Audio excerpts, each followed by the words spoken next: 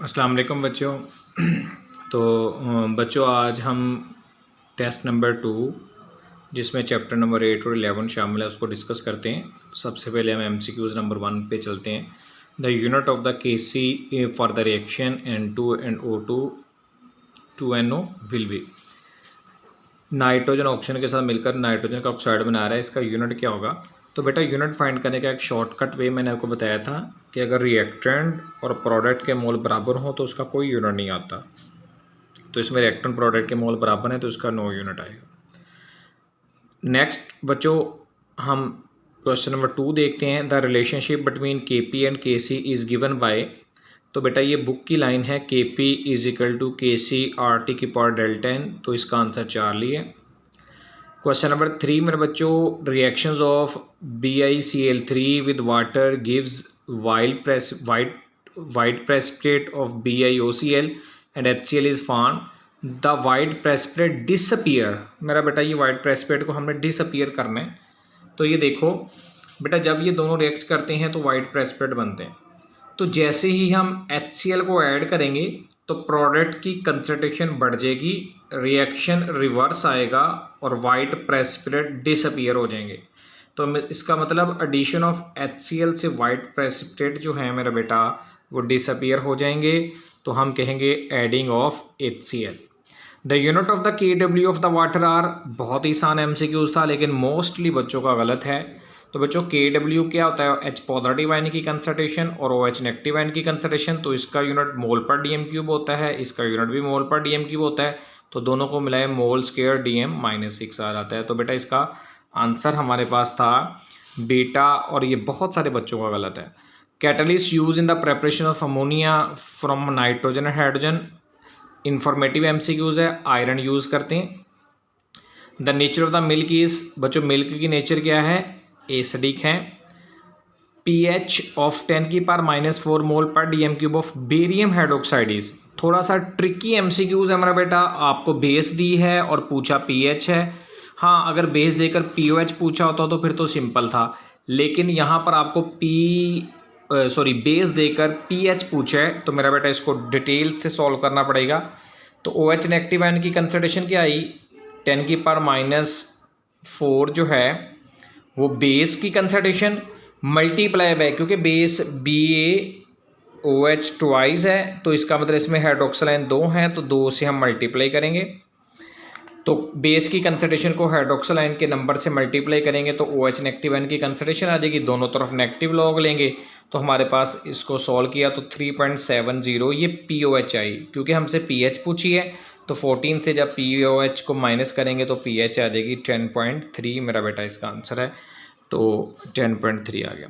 The solubility of the potassium chlorate in the water is suppressed by adding. Suppressed का मतलब बच्चों क्या होता है? डिक्रीज करना। तो हम कैसे डिक्रीज़ करते हैं? जैसे KClO3 को आयोनाइज करवाएं तो K पॉजिटिव और ClO3 नेगेटिव आता है।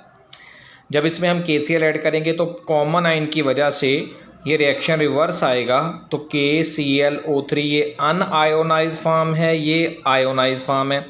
जब रिएक्शन रिवर्स आता है तो अनआयोनाइज फॉर्म बढ़ती है या आयोनाइजेशन सप्रेस्ड हो जाती है, कम हो जाती है। तो बच्चों इसका आंसर KCl के ऐड करने से हम कहेंगे कि उसकी आयोनाइजेशन कम होती है। तो बेटा इसका आंसर KCl आ जाएगा। Enzyme use in the hydrolysis of glucose. तो बच्चों ये इंफॉर्मेटिव MCQs है। लास्ट पेज पे लिखा हुआ है चैप्टर 11 के ज़ैमेस। The rate of reaction. बेटा जैसे जैसे रेट की प्रोसीड होता रहता है तो रिएक्टेंट कम होते हैं, और आप बच्चों को पता है रेट रिएक्टेंट की कंसंट्रेशन के डायरेक्ट होता है।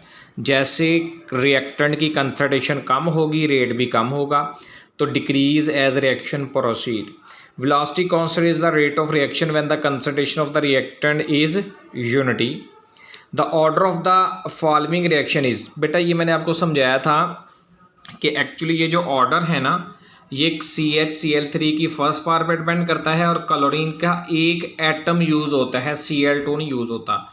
Cl2 एक पूरा मॉलिक्यूल है और Cl आधा मॉलिक्यूल है। तो बेटा इसका पूरा मॉलिक्यूल यूज़ होता है, इसका आधा यूज़ होता है। तो अगर हम दोनों को प्लस करें तो 3/2 या 1.5 इसका ऑर्डर बनता है मेरा बेटा। तो this one is the answer of the question number 12। 1.5। अच्छा बच्चों, अब हम शॉर्ट क्वेश्चन की तरफ बढ़ते हैं। तो बेटा शॉर्ट क्वेश्चन क्या है, how KC predict the extent of the chemical reaction, KC chemical के रिएक्शन को कैसे प्रिडिक्ट करता है।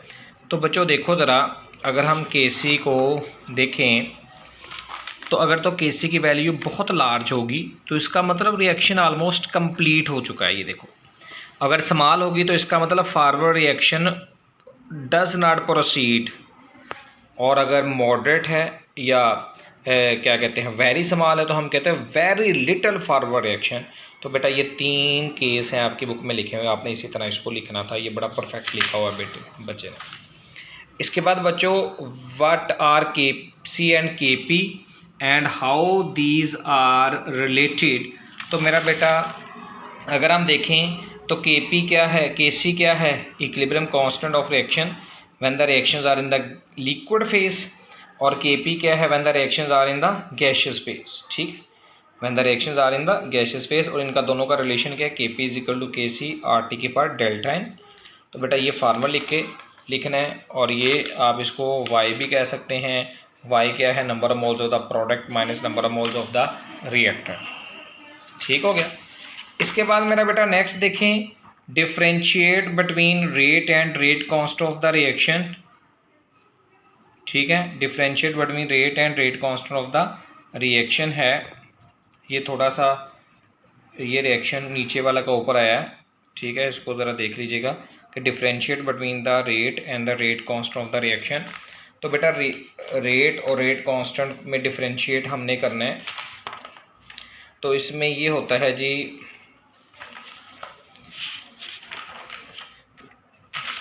इसका अच्छा बच्चों, ये वाला रेट की डेफिनेशन क्या होती है, रेट ऑफ रिएक्शन या change the concentration of the reaction with respect to time आपने लिखना था। और रेट कांस्टेंट क्या होता है, रेट कांस्टेंट जो होता है वो रेट ऑफ रिएक्शन और कंसंट्रेशन ऑफ द रिएक्टेंट्स की रेशियो के बराबर होता है। तो ये इस बच्चे ने लिखा नहीं है, इसलिए मैं यहाँ पर एक्सप्लेन नहीं कर सका। Next, what will be the effect of the increase of pressure and temperature on the following reaction. ये रिएक्शन है N2 and 3s2 2NH3, इस पर क्या इफेक्ट होगा। तो मेरा बेटा ये देखें, क्योंकि प्रेशर बढ़ाएंगे तो रिएक्शन उधर जाएगा, जितना मोल कम है तो फॉरवर्ड जाएगा, ये बात बिल्कुल ठीक है। लेकिन क्योंकि ये एक्सोथर्मिक रिएक्शन है तो एक्सोथर्मिक का टेम्परेचर कम करने से फॉरवर्ड जाता होता है। यहाँ से इस बच्चे ने मिस्टेक की है, आपने एक्सो का टेम्परेचर कम करें तो फॉरवर्ड जाना होता है। तो ये आपने ऐसे पूरा डिटेल में लिखना था मेरा बेटा। इसके बाद नेक्स्ट मेरा बेटा हमारे पास है, what is the ionic product of water, how does this value change by change in temperature. तो मेरा बेटा देखें, बड़ा इंपॉर्टेंट है, बहुत सारे बच्चों ने ये ठीक ही किया है। तो देखें, ये एंडोथर्मिक प्रोसेस है, जब हम टेम्परेचर बढ़ाते हैं तो आयनाइजेशन बढ़ जाती है। जब H positive OH reactive ion की कंसंट्रेशन बढ़ेगी तो बेटा अंडरस्टूड है KW भी बढ़ेगा। ये एग्जांपल से भी आप एक्सप्लेन कर सकते हैं कि 0 पर और 100 पर तकरीबन 75% ये KW की वैल्यू इंक्रीज हो जाती है। इसके बाद मेरा बेटा नेक्स्ट हमारे पास है, is it true that the sum of the pK and pKb is always equal to 14 at all temperature. No बेटा, ये बहुत सारे बच्चों ने गलत लिखा है। बेटा ये बात बिल्कुल सही नहीं होती कि हर बार ये सेम आए। क्यों? क्योंकि जैसे ही टेम्परेचर को हम बढ़ाते हैं तो बेटा टेम्परेचर को चेंज करते हैं तो के ए और के बी की वैल्यू चेंज हो जाती है, जिसकी वजह से पी के ए और पी के बी की वैल्यू चेंज हो जाती है, और इन दोनों का सम भी फिर 14 नहीं रहता। तो the sum of the P K and B goes on. तो however for the high temperature the value of the P K is low. जितना टेम्परेचर बढ़ाते जाएंगे के ए और के बी उतना ही बढ़ता जाएगा, और पी के ए और पी के बी उतना ही कम होता जाएगा। तो सम भी मेरा बेटा क्या हो जाएगा, कम हो जाएगा। ये बहुत सारे बच्चों ने गलत लिखा हुआ है। इसके बाद मेरा बेटा नेक्स्ट हमारे पास है, defined half life period, how is use to determine the order of the reaction. तो बेटा इसमें आपने लिखना होता है, हाफ लाइफ को डिफाइन करना होता है, the time required to convert 50% reactant into the product is called half life. और बेटा उसका हाफ लाइफ जो है वो इनिशियल कंसंट्रेशन के इनवर्स होती है n-1 के। तो फार्मूला भी आपने लिखना होता है। इसके बाद why aqua solution of ammonium chloride is acidic in nature. बेटा बहुत सारे बच्चों ने ये क्वेश्चन गलत लिखा हुआ है। ये देखें, ये हमारे पास जो अमोनियम क्लोराइड है, जब हम इसको वाटर में ऐड करते हैं तो तो ये पॉजिटिव पार्ट है फ्रॉम वीक बेस से आया है और नेगेटिव पार्ट स्ट्रॉन्ग एसिड से आया है। जो स्ट्रॉन्ग एसिड से आया होता है वो वीक कॉन्जुगेट बेस होती है, इसलिए वो हाइड्रोलाइज नहीं होती और H पॉजिटिव आयन की कंसंट्रेशन को इंक्रीज करती है। Increase concentration of H positive ion और सोल्यूशन क्या हो जाता है मेरा बेटा, एसिडिक हो जाता है। इसके बाद next differential between homogeneous and heterogeneous catalysis. इस बच्चों ने इसमें क्या मिस्टेक्स की हुई है, बच्चों ने इसमें एग्जाम्पल नहीं लिखी हुई। ये देखो मेरा बेटा, catalysis in which catalyst and the reactant the same face. तो ये बताओ ना कि ऑक्सीजन गैस है, SO2 गैस है, रिएक्टेंट गैस है और कैटलिस्ट भी क्या है, गैस है। ठीक है मेरा बेटा। इसी तरह रिएक्टेंट सॉलिड है और